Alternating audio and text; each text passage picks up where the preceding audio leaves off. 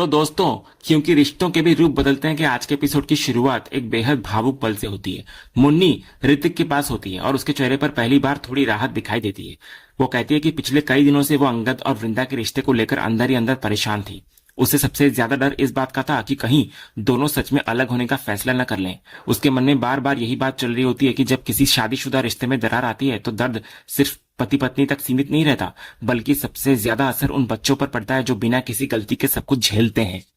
मुन्नी अक्षय और माधवी के बारे में सोचकर और भी ज्यादा भावुक नजर आती है। उसे लगता है कि अगर उन दोनों मासूम बच्चों को कभी ये पता चल गया कि उनके मम्मी पापा अलग होने वाले हैं तो उन पर क्या बीतेगी। लेकिन मुन्नी को बिल्कुल अंदाजा नहीं होता कि उसकी ये बातें पास में मौजूद अक्षय सुन चुका होता है। अक्षय चुपचाप खड़ा सब कुछ सुन लेता है। उसके चेहरे का रंग बदल जाता है। उसके मन में तुरंत गलतफहमी पैदा हो जाती है। वो सोचने लगता है कि शायद उसे हॉस्टल भेजने के पीछे भी यही वजह थी। उसके मासूम दिमाग में ये बात बैठने लगती है कि उसके माता पिता का रिश्ता टूटने वाला है। दूसरी तरफ देव और सलोनी के बीच भी बातचीत चल रही होती है। देव एक बार फिर सलोनी से नाराज दिखाई देता है। उसे लगता है कि सलोनी हर छोटी बड़ी बात में उसे टोकती रहती है। तो सलोनी सिर्फ इतना चाहती है कि देव सार्वजनिक जगह पर थोड़ा संभल कर व्यवहार करे, लेकिन देव को यही बात बंधन जैसी लगती है। फिर बातों बातों में देव मामला इतना बढ़ा देता है कि सीधे अलग होने तक की बात ले आता है। तो सलोनी हैरान हो जाती है कि एक साधारण सी बात को वो इतना बड़ा मुद्दा कैसे बना सकता है। और तभी दुर्भाग्य से यह बातचीत भी अक्षय सुन लेता है। पहले से ही अपने माता पिता को लेकर परेशान अक्षय अब एक और निष्कर्ष निकाल लेता है। उसे लगने लगता है कि देव और सलोनी के बीच भी सब कुछ ठीक नहीं है। वो भी अलग होने वाले हैं, डिवोर्स ले रहे हैं। इसी बीच वृंदा वहां पहुंच जाती है। वो अक्षय को अपने साथ ले जाती है और साथ ही देव और सलोनी को भी खाने के लिए बुला लेती है। फिलहाल बात वहीं रुक जाती है, लेकिन अक्षय के मन में उठे सवाल खत्म नहीं होते। अगले सीन में रात का समय हो चुका होता है, सबके सोने का टाइम हो रहा होता है, लेकिन अक्षय और माधवी अभी भी खेल में पूरी तरह मग्न होते हैं। वृंदा कई बार उनको समझाने की कोशिश करती है कि काफी देर हो चुकी है, अब सो जाना चाहिए, लेकिन दोनों बच्चे खेल छोड़ने को तैयार नहीं होते। आखिरकार बच्चों की जिद सामने आती है। वे लूडो खेलने की मांग करते हैं। तो वृंदा उन्हें समझाती है कि इस खेल के लिए 4 लोगों की जरूरत होती है। तभी दोनों बच्चों को एकदम से याद आता है कि चौथा खिलाड़ी तो मौजूद है और वो है पापा। उसी समय अंगद वहां पहुंच जाता है। पहले तो वो बच्चों को इतनी रात तक जागने के लिए टोकता है, लेकिन माधवी उसे उसकी पुरानी चाल याद दिला देती है, जब उसने खेल का बहाना बनाकर उसे खाना खिला दिया था। उन्होंने चीटिंग की थी, तो अब उन्हें ये खेल खेलना पड़ेगा। तो बच्चों की मासूम बातें सुनकर अंगद का सारा सख्तपन गायब हो जाता है। वो मान जाता है कि अब उसे बच्चों के साथ खेलना ही पड़ेगा।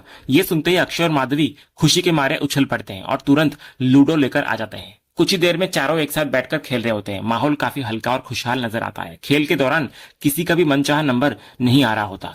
तभी माधवी अपनी शरारत दिखा देती है। वो पासे के साथ छोटी सी चाल चलती है और जानबूझकर घुमा घुमाकर 6 पर लाकर डाल देती है और अपने हिसाब से खेल को आगे बढ़ाने की कोशिश करती है और बोलती है, मैं जीत गई।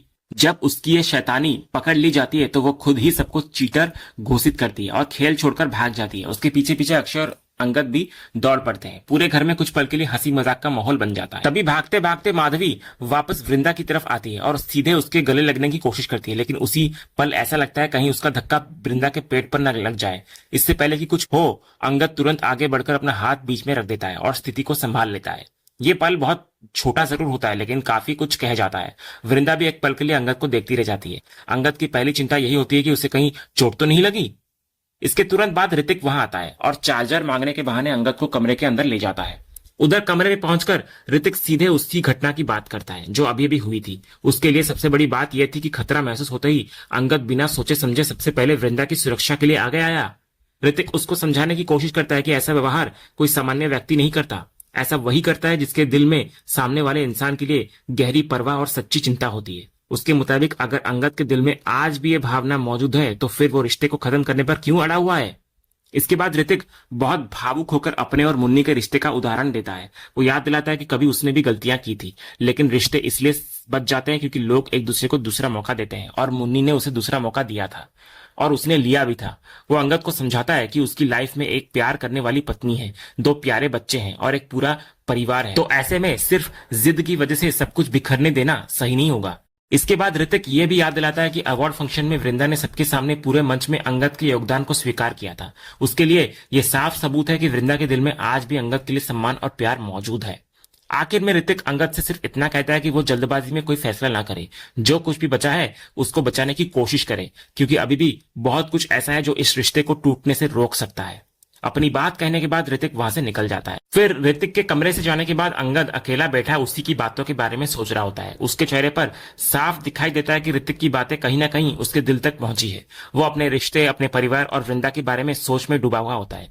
तभी वहां वृंदा आती है। वो अंगद को इस हालत में देखकर तुरंत महसूस कर लेती है कि उसके मन में कुछ चल रहा है। वो चिंता के साथ उसके पास आती है। दूसरी तरफ अंगद भी जैसे किसी फैसले पर पहुंच चुका होता है। वो कहता है कि उसे कुछ जरूरी बात करनी है वृंदा से। लेकिन इसी पल वृंदा भी अपनी बात शुरू करती है।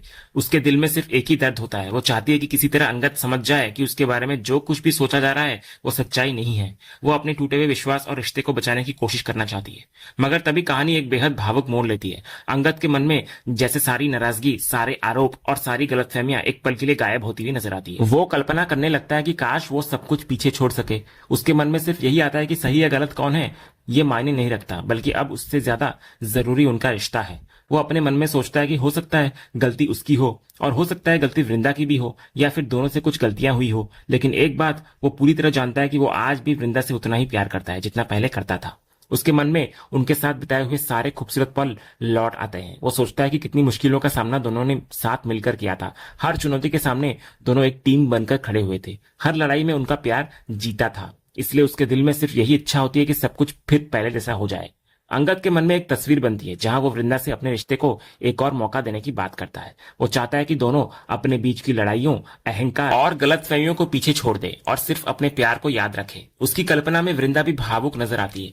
वो बिना किसी शर्त के उसका साथ देने के लिए तैयार हो जाती है और दोनों एक दूसरे को गले लगा लेते हैं। लेकिन तभी अचानक ये खूबसूरत पल टूट जाता है। अगले क्षण पता चलता है कि ये सब सिर्फ अंगद की कल्पना थी। असलियत में ऐसा कुछ हुआ ही नहीं था। वो सिर्फ उसके दिल की वो इच्छा थी जो वो सच होते देखना चाहता था। इसी दौरान उसकी नजर वृंदा के फोन पर पड़ती है। फोन पर एक नया मैसेज आता है। अंगद अनजाने में उस मैसेज को देख लेता है। मैसेज पढ़ते ही उसका चेहरा बदल जाता है। मैसेज विक्रांत के नाम से आया होता है और मैसेज में लिखा होता है कि वो वृंदा को बहुत मिस कर रहा है, उसके बिना नहीं रह सकता और जैसे ये सारी परेशानियां खत्म होंगी दोनों हमेशा के लिए एक हो जाएंगे। साथ ही गेस्ट हाउस के पीछे मिलने के लिए भी कहा गया होता है। ये मैसेज पढ़ते ही अंगद के पैरों तले जमीन खिसक जाती है। पहले से ही शक, दर्द और गलतफहमियों में उलझा हुआ अंगद इस मैसेज को देखकर पूरी तरह टूट जाता है। उसको लगने लगता है कि शायद उसके सारे डर सच हैं। गुस्से और आघात में वो बिना किसी से कुछ कहे तुरंत वहां से निकल पड़ता है और सीधे उसी जगह जाने का फैसला करता है जहां मिलने की बात लिखी गई थी।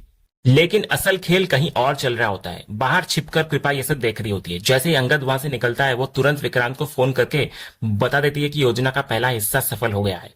अंगद मैसेज पढ़ चुका है और बेहद गुस्से में वहां से निकल गया है। उधर विक्रांत भी पूरी तैयारी के साथ बैठा होता है। वो तुरंत अपने फोन से वो मैसेज को डिलीट कर लेता है ताकि बाद में कोई सबूत न बचे। उसके चेहरे पर साफ दिखाई देता है कि उसको सबसे ज्यादा डर अंगद और वृंदा के करीब आने से है, इसलिए वो उन्हें फिर से दूर करने की तैयारी में लगा हुआ है।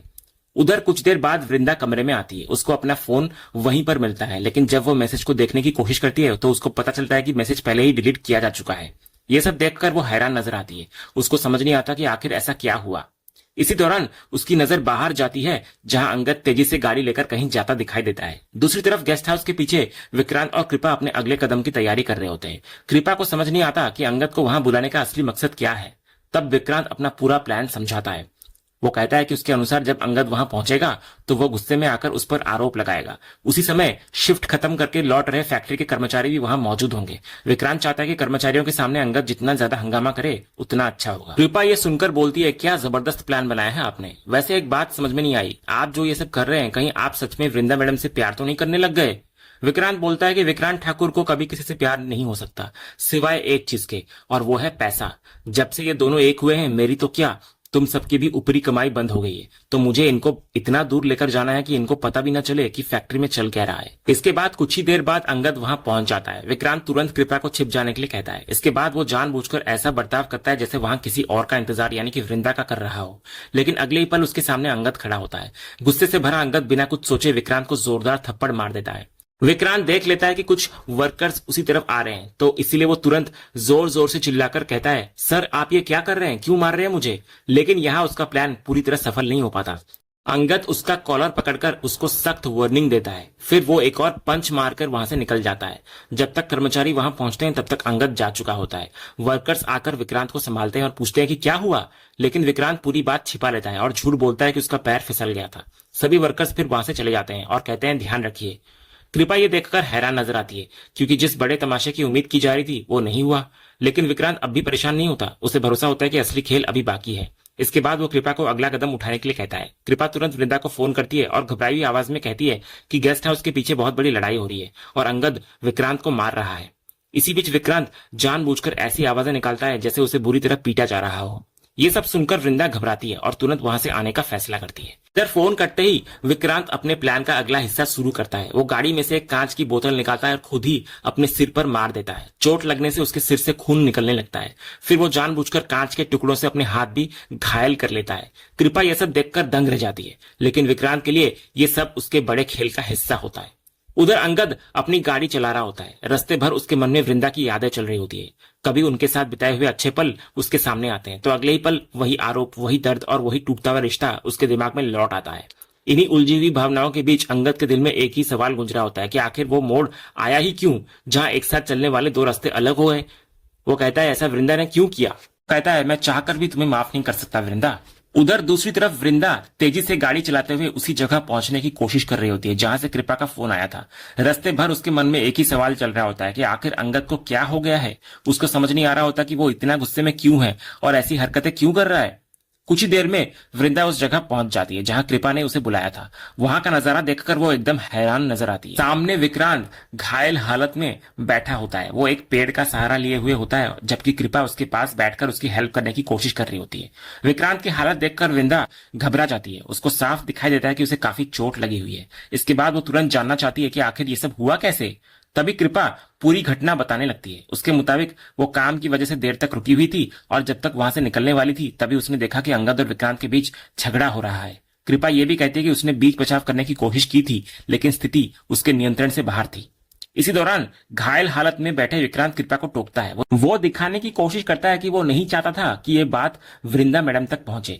इसके बाद वृंदा सीधे विक्रांत से पूछती है कि आखिर अंगद ने उन पर हाथ क्यों उठाया। वो कहता है कि उसने भी कारण जानने की कोशिश करी थी लेकिन अंगद सिर्फ इतना कह रहा था कि उसने वृंदा के फोन पर कोई मैसेज पढ़ लिया है। ये सुनते ही वृंदा को उसी मैसेज वाली बात याद आती है। वो कहती है कि फोन में सचमुच कुछ मैसेज तो आए थे लेकिन बाद में वे डिलीट भी हो गए थे। इसलिए वो जानना चाहती है कि आखिर उन मैसेज में क्या लिखा था। यहीं पर विक्रांत अपने प्लान के मुताबिक पूरी तरह मासूम बनने की कोशिश करता है। वो साफ इनकार करता है कि उसने कभी कोई मैसेज ऐसा भेजा ही नहीं। तभी अचानक कृपा बीच में बोल पड़ती है और सारी जिम्मेदारी अपने ऊपर ले लेती है। वो कहती है कि उसका खुद का फोन खराब हो गया था और उसी दौरान उसकी अपने बॉयफ्रेंड से लड़ाई चल रही थी। इसी वजह से उसने विक्रांत का फोन इस्तेमाल करके कुछ इमोशनल मैसेज भेज दिए थे। वही मैसेज थे जिनमें किसी को मिस करने और उसके बिना नहीं रह पाने जैसी बातें लिखी गई थी। ये बात सुनते ही वृंदा के दिमाग में सारी कड़ियां जुड़ने लगती है। उसको एहसास होने लगता है कि जिस मैसेज को देखकर अंगद भड़क गया था शायद वही इस पूरी नई गलतफहमी की वजह बना। और इसी बड़े खुलासे और नई उलझन के साथ आज का यह एपिसोड यहीं पर खत्म होता है। तो दोस्तों आपको आज के एपिसोड का अपडेट कैसा लगा, अपनी राय हमें कमेंट बॉक्स में जरूर बताएं।